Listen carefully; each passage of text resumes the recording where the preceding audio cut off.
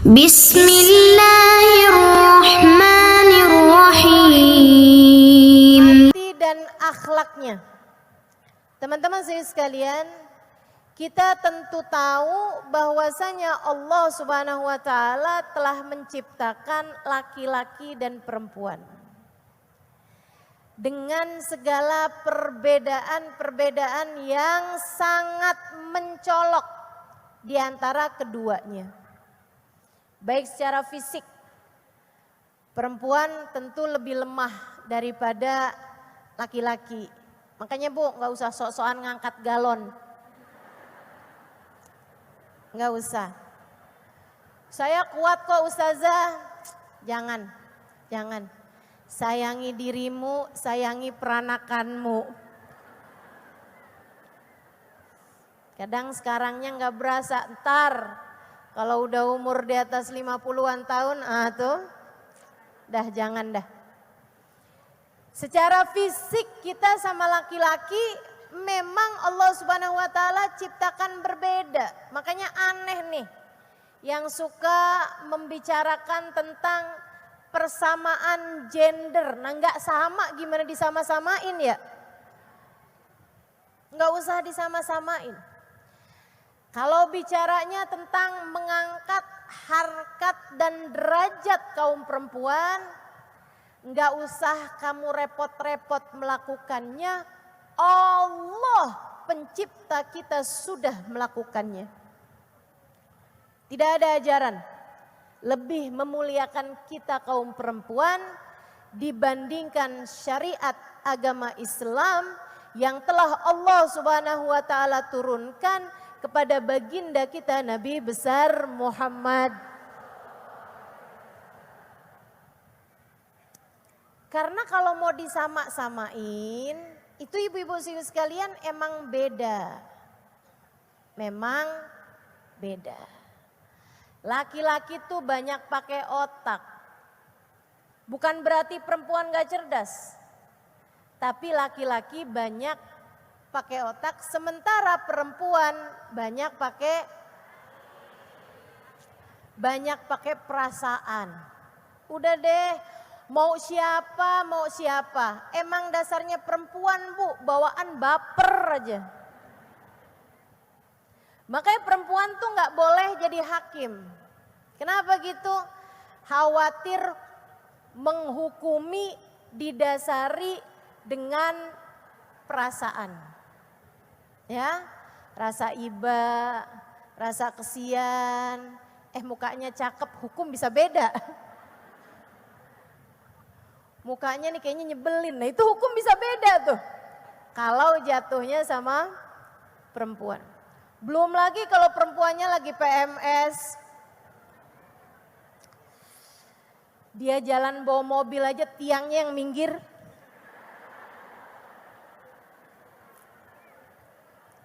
Ya Allah.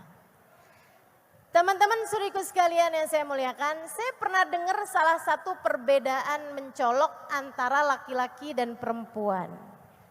Ya.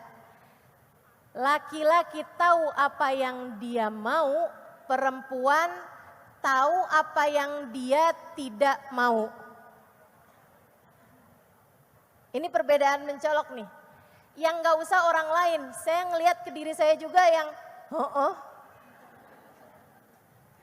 Laki-laki tuh tahu apa yang dia mau. Perempuan tahu apa yang dia tidak mau. Jadilah sering terjadi perbincangan. Kita hari ini makan di luar ya. Oke. Kamu mau makan di mana? Perempuan gak tahu apa yang dia mau.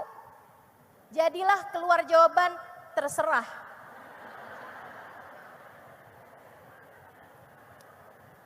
Kalau gitu kita makan di restoran Padang ya, perempuan tahu apa yang dia tidak mau. Karenanya dia bilang, jangan Padang dong.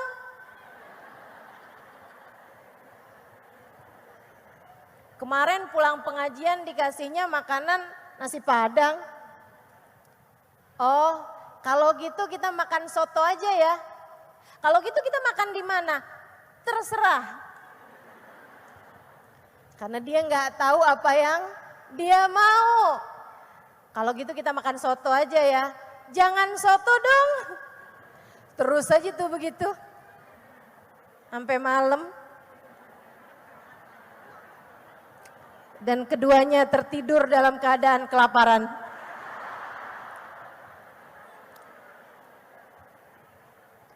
Ya Allah. Meskipun jawaban terserah perempuan-perempuan zaman sekarang banyak ganti. Kalau suaminya nanya, kita makan di mana nih? Perempuan sekarang banyak jawabnya gini, kamu nanya.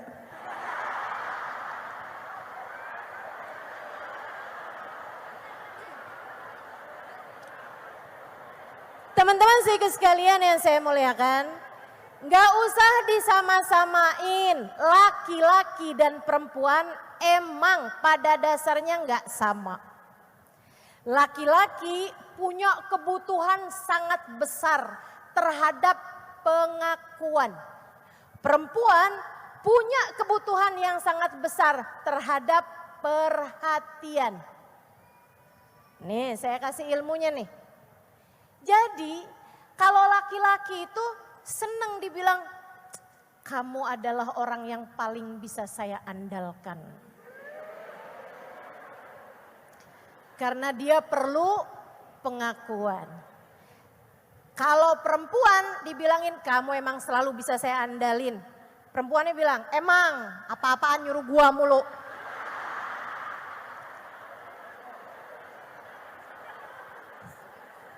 Betul begitu. Kalau perempuan sukanya ditanyain, kamu udah makan? Kamu tadi makan pakai apa? Sama siapa? Kalau kamu perempuan nanya gitu sama laki-laki, dia langsung noleh kanan kiri. Jangan-jangan bini saya deket sini nih. Berasa lagi diinterogasi. Masya Allah. Jadi teman-teman sekalian, ada perbedaan sangat mencolok antara laki-laki dengan perempuan yang memang sudah diciptakan Allah Subhanahu wa taala seperti itu. Enggak usah main disama-samain, enggak usah. Tapi kalau kamu bicara kami ingin mengangkat harkat derajat kaum perempuan, enggak usah repot-repot. Yang paling ngerti mengangkat harkat derajat kaum perempuan adalah yang menciptakanmu, yang menciptakanku sebagai hambanya, Allah Subhanahu wa ta'ala. Islam memuliakan derajat kaum perempuan. Ibu, adek, tahukah kamu saat sebelum Islam dulu datang, enggak di mana, perempuan tuh dianggap sebagai bangsa nomor sekian. Bukan nomor 2 lagi Bu, nomor sekian.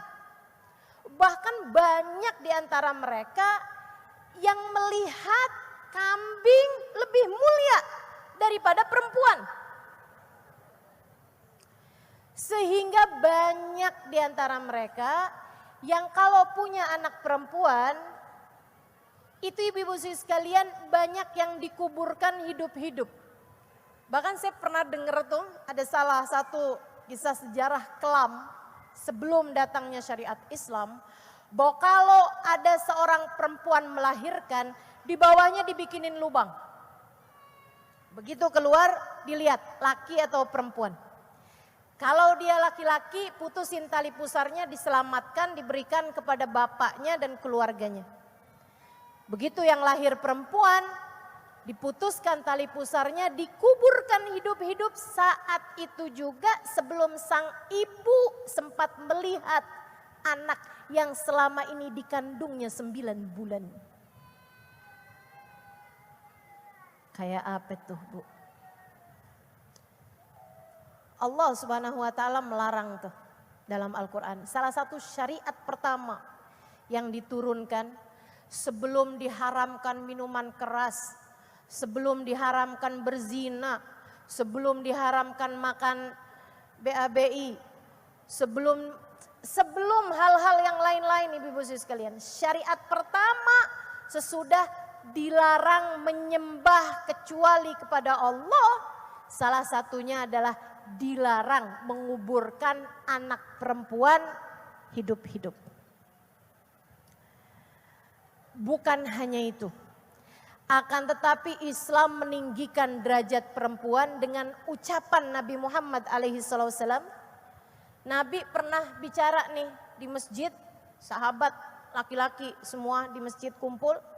Nabi Muhammad bilang, "Man kanat lahu thalas jawari, kanat lahu itqun minan nar." Siapa yang punya 3 anak perempuan, ketiganya dirawat, dididik, dibesarkan, sehingga menjadi anak-anak perempuan yang pandai menjaga diri, jauh dari perzinaan, jauh dari hal-hal yang menurunkan derajat mereka, pandai menutup aurat, mengerjakan sholatnya, puasanya dengan baik, kanat lahu itqun minan nar, maka laki-laki tersebut memiliki penghalang dari api neraka. 3 anak perempuannya akan menghalanginya dari api neraka. Itu ibu-ibu sekalian, dari Nabi ngucap kayak begitu, kayak nyenengin banget gitu. Bikin orang kepengen punya anak perempuan, pengen punya anak perempuan. Tapi ada yang nanya lagi, "Ya Rasulullah, kaifa bil jariyatin?" Wahai Rasul, bagaimana dengan yang punya 2 anak perempuan? Nabi senyum kemudian berkata, "Wa man kanat lahu jariyatan?" Demikian pula yang punya 2 anak perempuan, keduanya akan menjadi penghalangmu dari api neraka. Kata perawinya, tidak saya ingat pasti apakah Nabi Muhammad menyebut dengan 1 orang perempuan. Tapi teman-teman saudara sekalian saya muliakan, dari hadis Nabi Muhammad SAW ini, sampai-sampai orang tuh kalau istrinya melahirkan tanyain sama bidannya, "Udah lahir belum?" Dari balik pintu, "Udah nih." "Laki-laki apa perempuan?" "Laki-laki." "Alhamdulillah." Kau tanyain, "Laki-laki apa perempuan?" "Perempuan nih." "Alhamdulillah." Alhamdulillahnya lebih kenceng. Ingat bahwa dia sekarang punya tameng-tameng penghalang-penghalang dari api neraka. Tinggi banget Allah memuliakan kita ini. Kalau jadi anak kamu adalah bidadari kecil orang tuamu yang akan menggandeng orang tuamu nantinya menuju surga Allah Subhanahu wa taala, terselamatkan dari api neraka. Kalau jadi istri, ibu-ibu sekalian, saya tuh suka denger gitu, ada istilah begini nih. Istri adalah makmum bagi suaminya. Itu saya dengar di Indonesia. Kamu lagi nyari apaan sih? Sering banget pergi ke masjid. Saya ini ustazah rajin pergi ke masjid karena saya sedang mencari imam.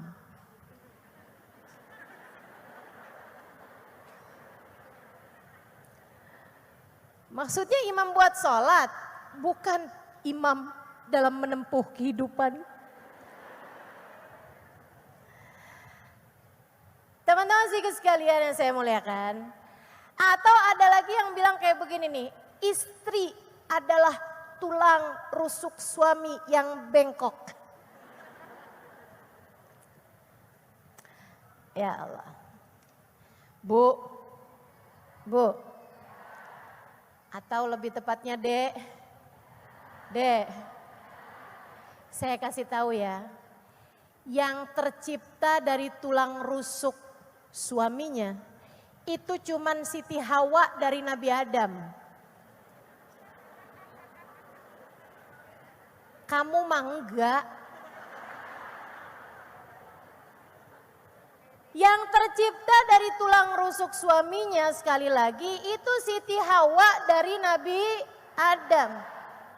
Maksud kamu tuh kalau ada laki-laki ya kawin cerai, kawin cerai, kawin cerai.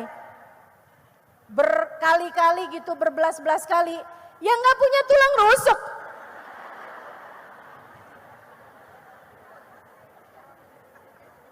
Enggak gitu, enggak gitu. Enggak gitu. Atau istri sebagai makmum suaminya, artinya berdiri di belakang. Ini istilah ini nih, saya sering dengar justru di Indonesia dan justru bukan di kalangan-kalangan pesantren. Gitu kan? Engkau adalah imam terbaik dalam kehidupanku. Teman-teman sekalian yang saya muliakan, imam sholat karena emang perempuan gak boleh jadi imam bagi laki-laki. Akan tetapi ibu-ibu sekalian, kalau dalam kehidupan istri itu bahkan bukan makmum. Bukan. Apa sih Allah mendefinisikan istri? Nih dengerin saya. Ada khutbahnya Nabi Muhammad SAW. Khutbah terakhir Nabi Muhammad SAW. Nabi khutbah beberapa wasiat yang cukup panjang. Salah satunya untuk kaum Ansor sama kaum Muhajirin biar pada akur.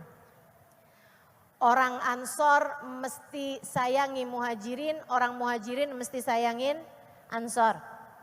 Orang Muhajirin itu orang dari Mekah, kalau orang Ansor adalah orang asli Madinah. Salah satu pesannya Nabi Muhammad yang paling terkenal dari khutbah terakhirnya Nabi Muhammad adalah tentang sholat. Kata Nabi, as-salah, as-salah, wa ma malakatil yamin, as-salah, as-salah. Gitu. Sholat ya jagain, sholatnya jagain.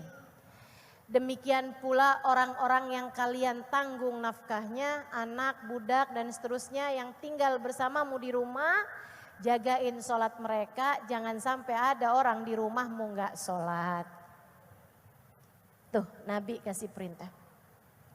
Kemudian salah satu dari pesan Nabi Muhammad pada khutbah terakhir beliau begini nih.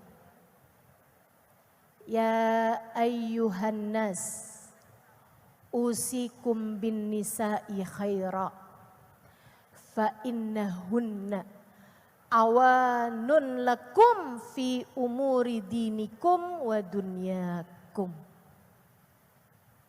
Kata Nabi gitu. Ya ayyuhan nas, wahai sekalian manusia. Ini semua yang dengerin saya. Usikum bin nisa'i khaira, kalian semua kaum laki-laki yang baik-baik sama perempuan. Kalian semua kaum laki-laki yang baik-baik sama istri kalian. Ya Allah, saya sih waktu dengernya ngerasa banget kalau kita nih disayang-sayang sama Nabi Muhammad. Nabi sampai pesan sama laki kita, sama suami kita, biar baik-baik sama kita, kurang GR apa kita? Masya Allah, Masya Allah. Usik